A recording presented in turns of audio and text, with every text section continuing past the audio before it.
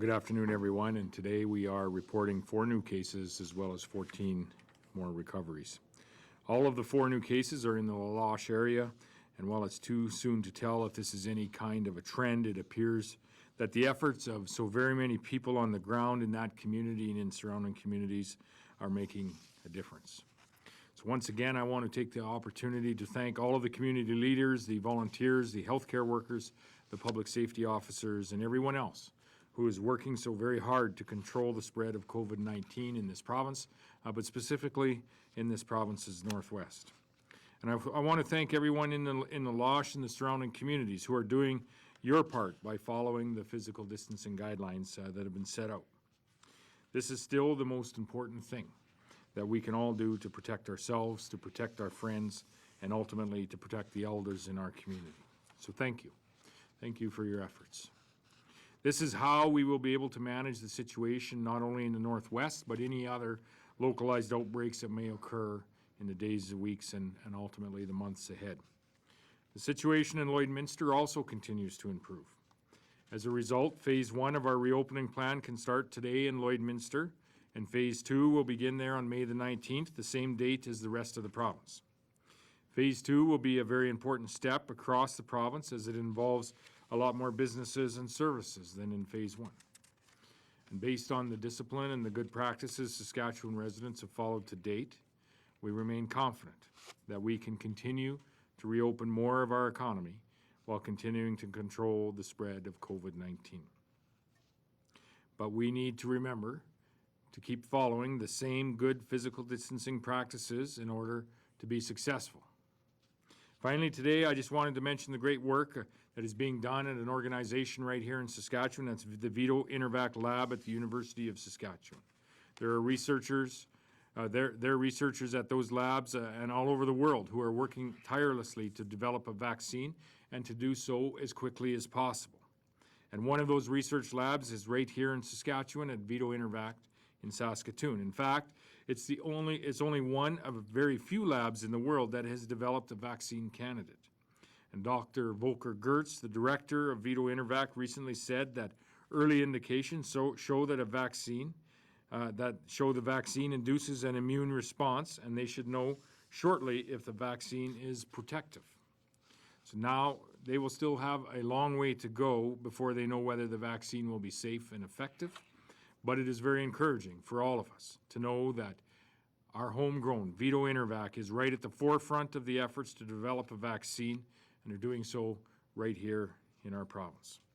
So thanks to everyone for the work that you are doing at Vito Intervac. I'll now turn it over to Dr. Shahab for his opening comments. Thank you, Premier. So I just wanted to reconfirm, and we have the updated information on our website, that while the rest of the province remains fairly quiet in terms of very few, if any, new cases, and most of the cases are recovered, even in the far north now, while they have had a significant outbreak, they are now, almost 25% of their initial cases have fully recovered. So that's a very positive sign that they are now, by some indications, coming out at the other end in terms of recoveries happening, and we hope that that trend will continue. Many of their cases, as reported by the local medical health officer, they were contacts of previous cases, and they were successfully isolated at home or at alternate sites and had no further contacts to report. So I think that is the kind of interventions by public health, the intensive interventions, case contact tracing, testing, and supporting people to successfully isolate at home or at another site that is essential to overcome an outbreak. Having said that, I do want to recognize that throughout Saskatchewan, as the rest of Saskatchewan reopens, as communities in the northwest of Saskatchewan come out of an outbreak, this is a marathon. And while over the summer we have learned a lot over the spring and summer about how to manage, and we really hope that as we reopen, we can maintain that discipline of physical distancing to keep our infection rate as low as possible. We need to be able to sustain that over the summer and then over the fall, and respond to events as they happen. If we do see a cluster or an outbreak, that has to be responded to in terms of the context in which it's happening, whether it's northern remote or another setting, a work site, or another complex setting. So with that in mind, I think things are looking quite positive for Saskatchewan as well as for the Northwest, but we need to keep our vigilance up on especially for the North in terms of the unique context, but also for the rest of Saskatchewan as well. Thank you. We now have about half an hour for questions. We'll take our first question from the phone line. Operator.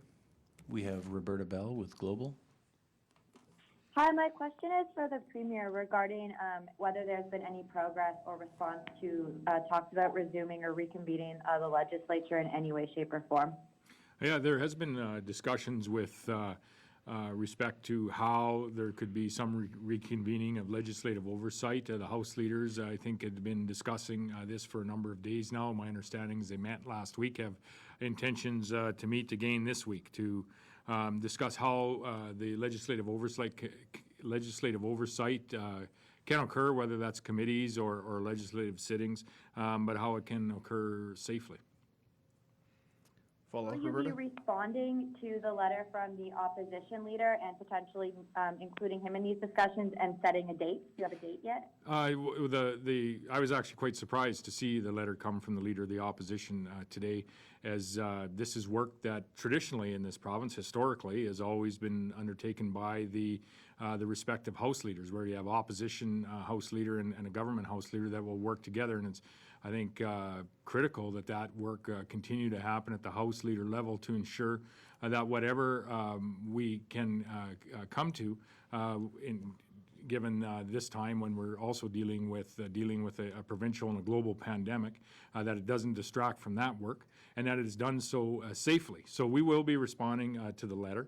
But as I said, this is work that has already been occurring at the level that it historically occurs at. The meeting of the House leaders here starting last week officially, and my understanding is they also have a meeting scheduled for this week, and I'm sure the Leader of the Opposition is aware that that work is going on. I would be surprised if he wasn't aware that that work is going on. So I was quite surprised to see the Leader of the Opposition write a very public letter, asking for the resumption of full legislative services when this is work that is already occurring.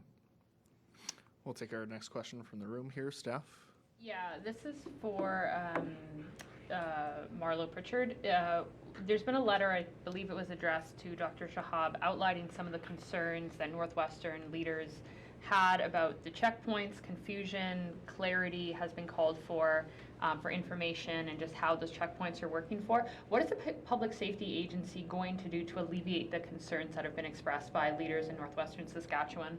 Marlo, maybe I'll just at a very high level touch on that, and then you can likely fill in with some more detail what has been occurring as far as consultation and how we've been working with northern leaders, in particular throughout the Northwest. But Minister Carr, it's my understanding that she's had weekly calls with a number of Indigenous leaders, MLTC, PAGC, in the Northwest region, as well as weekly calls with all of the northern mayors. And my understanding as well through the Northwest Incident Command group that has been meeting with your Incident Command group daily, which would be this particular group, I believe it is, as well as daily calls with all of those affected northern communities throughout the Northwest has been occurring with the Public Safety Agency as well as representatives within the SHA. But you might want to fill in a few more of the blanks with respect to the structure and how that communication has been happening,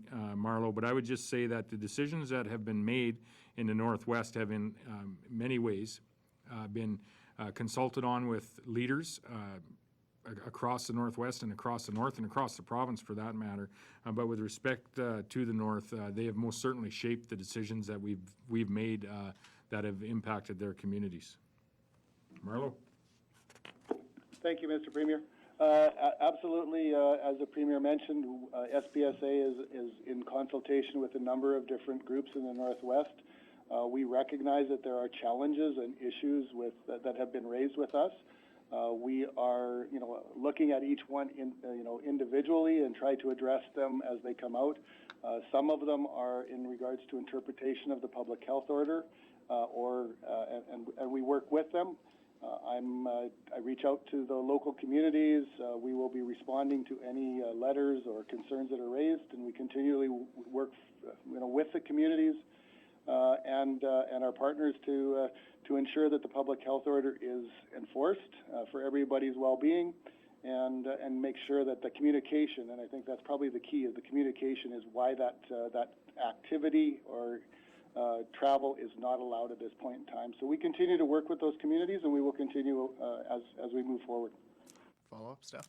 Yeah, Marlo, there's been some concerns raised that people have been prevented from getting essential items like groceries or been stopped from going to, say, authorized appointments. Have any conservation officers or provincial employees that are manning these checkpoints prevented people in the far north from going to get groceries or partaking in some kind of authorized travel? I've had some of those same concerns raised with me. Again, the way the order is worded is it's to get essential services or groceries at a location closest to their home address. So often it is where they want to, or at least the information that I'm getting is where they want to go farther than the local community, and so they're being encouraged to go to that community or back. So, but each one of those we are following up on, and we work try to make sure that there's understanding. I would just add to that, Marlo, that's exactly right with respect to just the reason the health order is in place is to limit travel.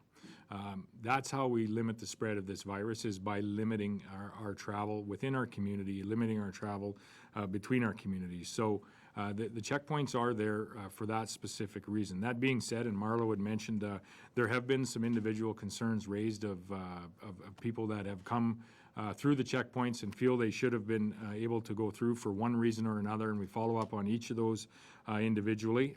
But there is essential reasons why people would need to leave their community, but those checkpoints are there to limit the spread of this virus, and they're there for a reason. We'll take our next question from the phone line, operator. We have Mark Smith with CTV. Hi, what is the process for determining if someone has recovered from COVID-19? Are they retested again? And what's been the average time it's taken for someone to recover in the province? So currently for individuals who have mild symptoms and are well enough to self-isolate at home or in the community, public health follows up with them, and after 2 weeks since the onset of symptoms, if symptoms have settled down for more than 48 hours, then they are cleared to and no longer considered infectious. Repeat testing is no longer required in the majority of cases. Of course, for the few cases who require hospitalization, additional considerations may apply, including repeating testing.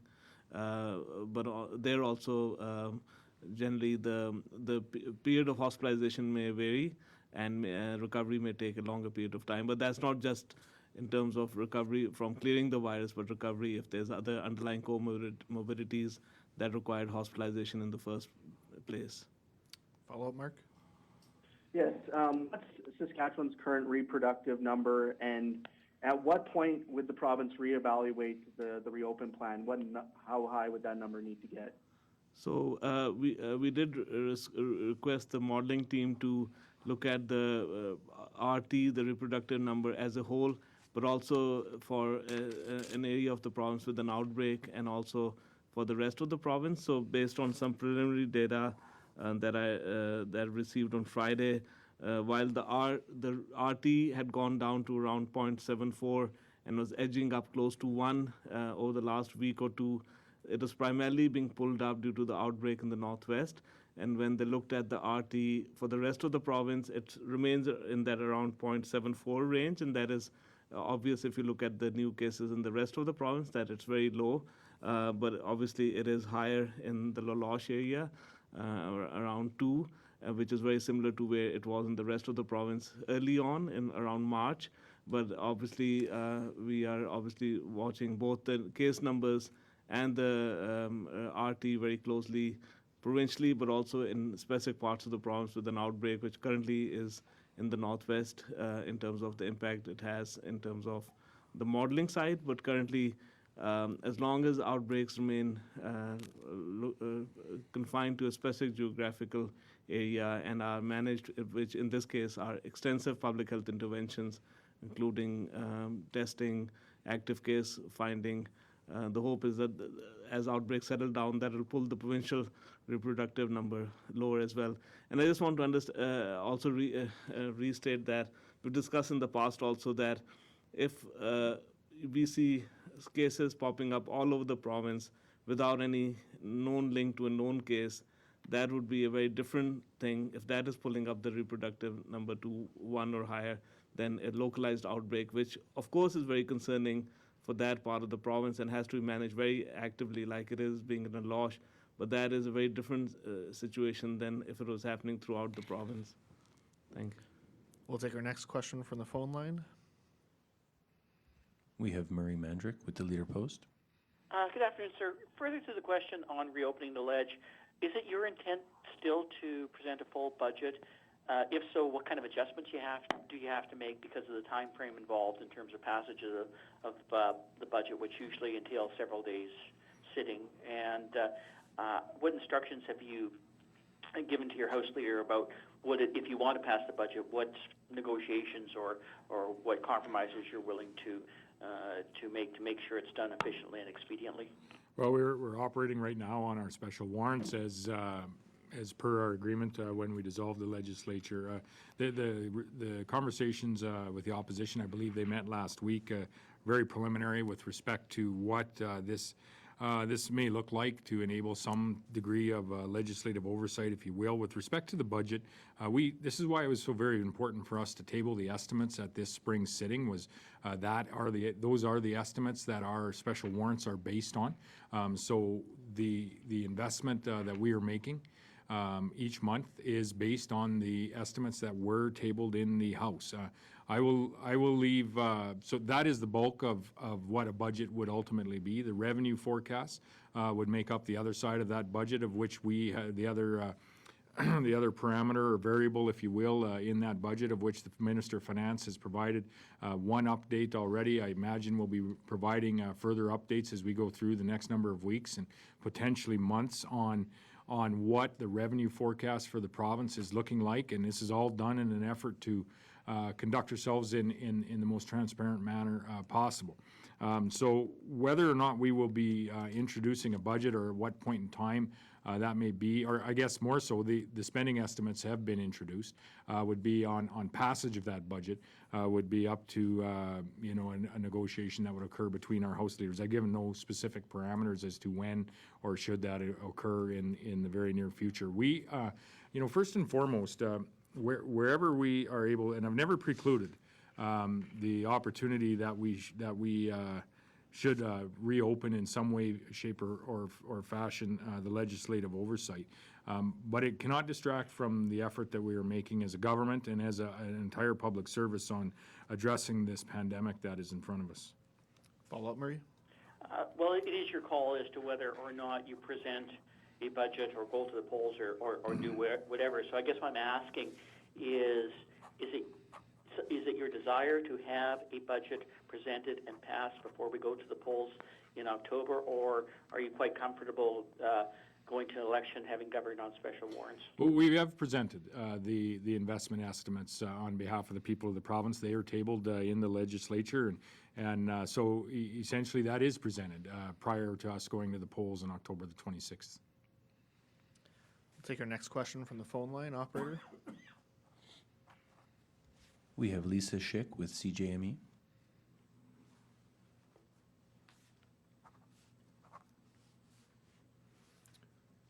Do we have you on the line, Lisa?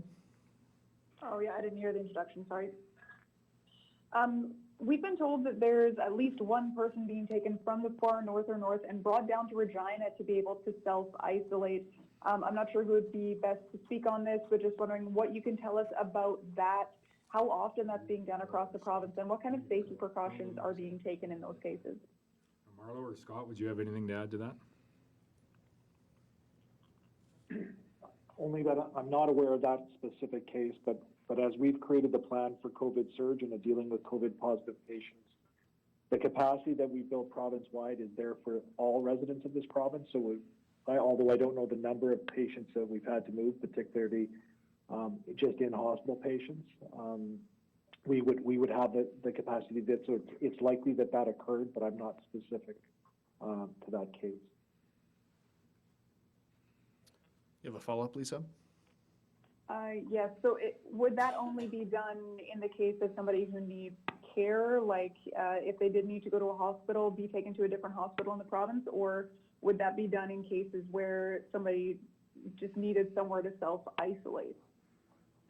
Marlo, you might follow up on this, but if someone needs a place to self-isolate, we have provided our Sask housing units, our education housing units in Alash for that purpose, as well as we've moved, I'm just unsure of the number, but in excess of 10 mobile units into the community as well for individuals to self-isolate in. So if they do need a place to self-isolate, that has been provided through the collaboration and guidance from the leadership in the community of Lalash.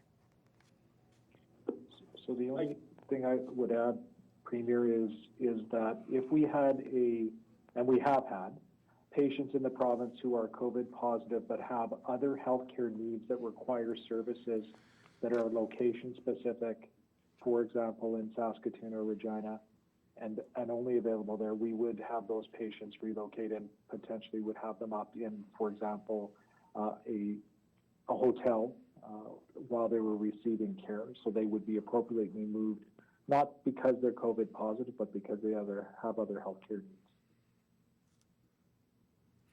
We'll take our next question from the room here, Steph. Yeah, to the Premier, you mentioned that Lloydminster will be participating in Phase 2. What has been the decision about Lalash and whether they will be going ahead with Phase 2? We haven't made that decision yet, so the status quo. Okay. And further to Murray's question, I mean, do you intend to present revenue forecasts and a deficit for this fiscal year before you head to the polls in what is planned to be October? Yeah, we already have. We have, not in the legislature, but we have communicated with the public where our best assumptions of the revenue forecasts are. The Minister of Finance did that I'm going to guess 3 weeks ago, and we'll be looking to do that again as those forecasts clarify in the days ahead.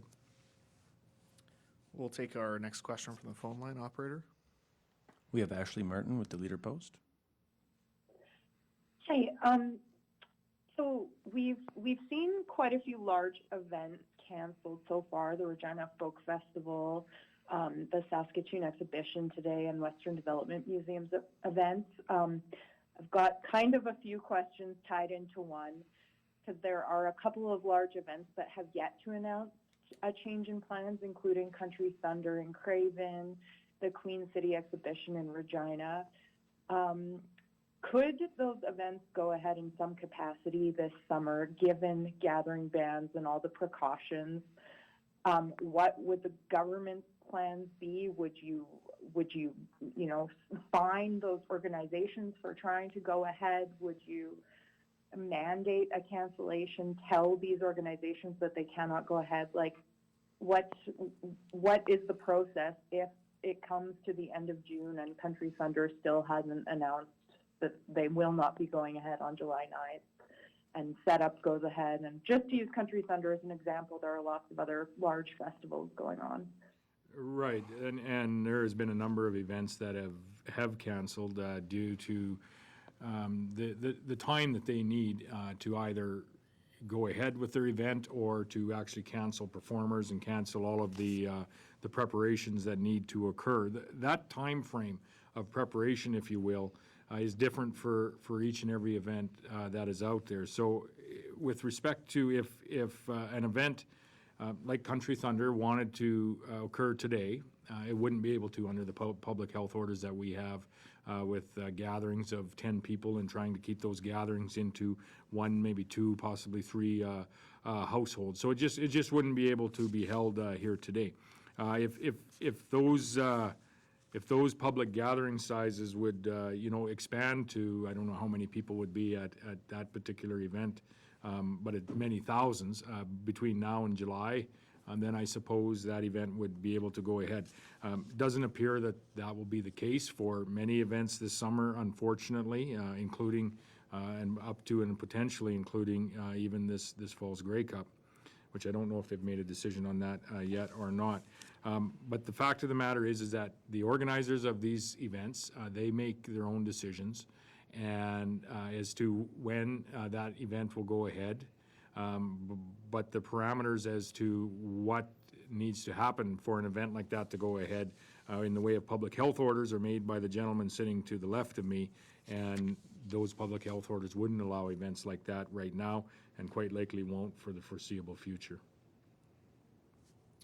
You have a follow-up, Ashley? Yes. So just to clarify, knowing what all the phases are, it's very unlikely that a large event could happen even into the fall or winter, as you just said with Grey Cup. So what would happen if the organizers of such an event decided, yeah, we want to go ahead and we're going to set up our stage and we're going to set up our food booths and everything, and would the government send police or somebody to shut that down, or how would you go ahead about stopping if an organizer decided to go ahead, hypothetically? Yeah, at the risk of answering a hypothetical question, which I promised myself I would never do, I will answer a hypothetical question. The conversations, in particular with Country Thunder, the organizing team there that has put on a really good festival here in our community and in our province for many years, and as well in other provinces, as well as a vast number of other events, are all in consultation, and far before they would start setting up structures and blatantly looking to operate outside of what the public health orders are here in the province. So I wouldn't expect anything like that to occur from any of the organizers that I know of that have held festivals such as Country Thunder, such as the Grey Cup, you name it.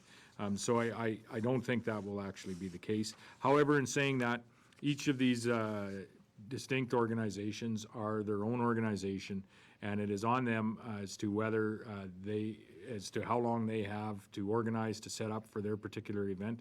And if they don't want to actually officially cancel that event until the very last opportunity that they have, that's their prerogative, and we respect that. And we will work with all of the event coordinators if they have other suggestions, for example, on how, not that specific event, but other events may be conducted in some virtual way, or anything that may be in compliance with the public health orders for people to enjoy. And we see local music talent taking to the online, not really the airwaves anymore. I guess it would be to the fiber optics in getting their music out. And we'd encourage people to get out, get online, and support some of the great music, and even maybe some of the virtual festivals that we have access to.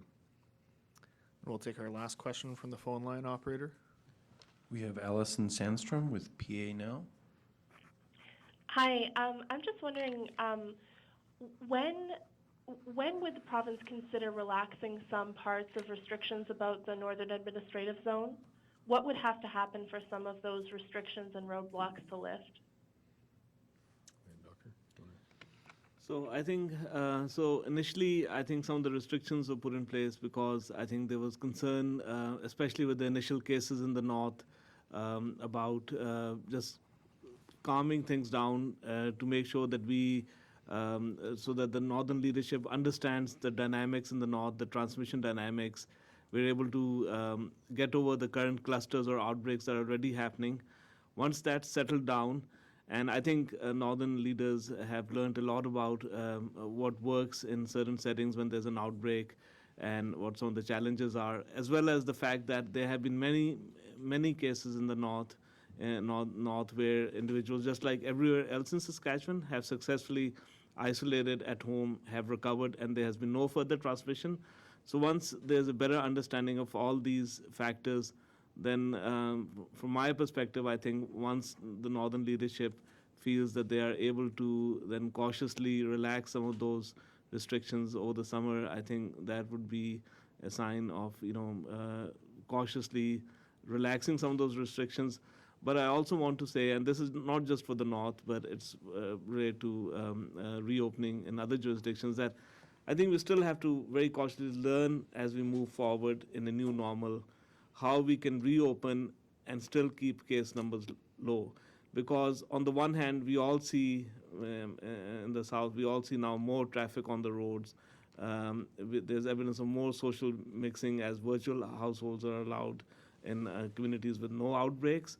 But as long as that happens with as much physical distancing as can be maintained while we are out and about, that will keep our numbers low.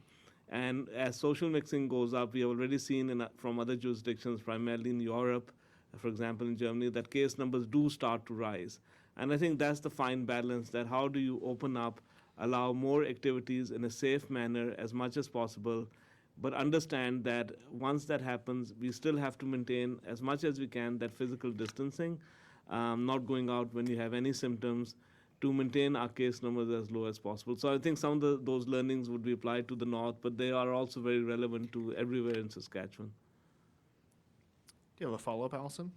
Yeah, so obviously the area right now is very large. Is there any discussion to, dividing it up in some ways, that areas in the northeast or central would be able to open before the northwest? So I think what I've heard from northern leadership and my medical health officer colleagues who meet regularly with leadership in the north is that there are interdependencies in terms of corridors where there's traffic and there's needs that are fulfilled, if not in one community, then down the road in terms of shopping and other essential services. So I think some of these things happen because of naturally defined geographies where there's interdependencies. So some of these steps have to be taken not necessarily community by community, but as geographies that have those interdependencies built in. I believe we have one last question on the phone line, operator. We have Kendall Latimer with CBC. Hi, this question is for the Premier. We're hearing a lot about healthcare workers heading up to the north to provide supports and the new alcohol management program, but at the same time, we're also hearing locals and professionals saying that there are not and have not historically been enough permanent healthcare supports in that area. Has this outbreak highlighted existing gaps in mental health supports or healthcare services in La Loche? I've been on the ground in La Loche on this topic as well as others just a few years ago when we had a different challenge in that community in my capacity at the time as advanced education minister.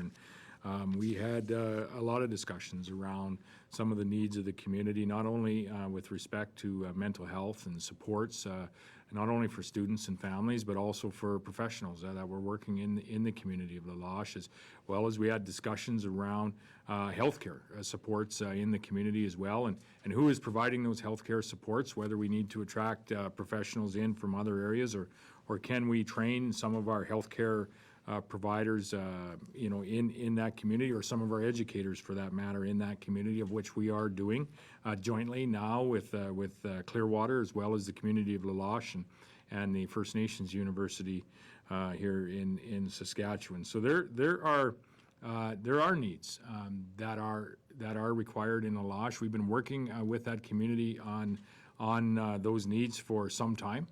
And we'll continue to work with them on the longer-term needs that the people in that community do require, as we have been. But this pandemic, I think, presents a number of other more immediate needs that we need to provide to the community, and provide in very short order, and we're doing that through very close work with the local leadership in that particular area, in the La Loche and surrounding community area, as well as a broader leadership group throughout the entire Northwest, and ultimately all of the leaders across the North. Follow up, Kendall? Yes. What healthcare resources and services, if any, will be kept in La Loche once this outbreak is over? In general? speaking to mental health or healthcare, will any of the services or resources that have gone to the community, like the alcohol treatment program, be kept there once this is over? I'll have to, that would be a question best posed maybe for Scott or for the minister with respect to that program in particular. There is some programs that are being provided because of some of the decisions that we have made around the opening of liquor, access to liquor in the community through very close consultation with the community of La Loche as well as the surrounding communities. But there's no doubt there's an ongoing conversation, not just with the community of La Loche, not even just with Saskatchewan's north, but with with communities right across this province on our mental health and addictions and our commitment to not only funding but funding towards outcomes when it comes to mental health and addiction supports here in Saskatchewan. There's been unprecedented investment in this area, not only in Saskatchewan but across Canada over the course of the last couple of years. And I think you can expect that unprecedented investment is going to continue into the future, as this is a challenge that cuts across all sectors of our communities. It's not exclusive to the north, but it is a challenge for northern communities as well. Do we have a comment from the SHA on the line there? Yeah, it's Scott, just to add a little bit to the premiers, we are not done with COVID, as you've heard both the Premier and Dr. Shahab say many, many times. We will not be returning to business as usual as we both open the economy and the healthcare system. So with respect to the resources that have been put up into La Loche that are not new resources, I mean, many of those things, including supports for self-isolation, managed alcohol program, will be required up there, not just now during COVID, but in particular getting us through the summer. We have actually expanded some services in La Loche and other areas of the north throughout our COVID pandemic. It's one of the learnings, and one of those things in particular has been our ability to do testing locally for COVID, as well as that equipment can be used for other healthcare needs for the community, so that's staying in place as well. And then last but not least, although we may see some of our contact tracing and supports pull out a little bit as we get the outbreak under control, those folks are ready and able to come back in at any time where we see another incident or outbreak pop up across the province. So, and then last but not least, I would say, last week we announced the Government of Saskatchewan Suicide Prevention Plan, which applies to all communities across this province, not just southern communities, but also communities across the north, where we see need for both mental health addictions and suicide supports long term. That concludes our time for today. Thanks very much for joining us.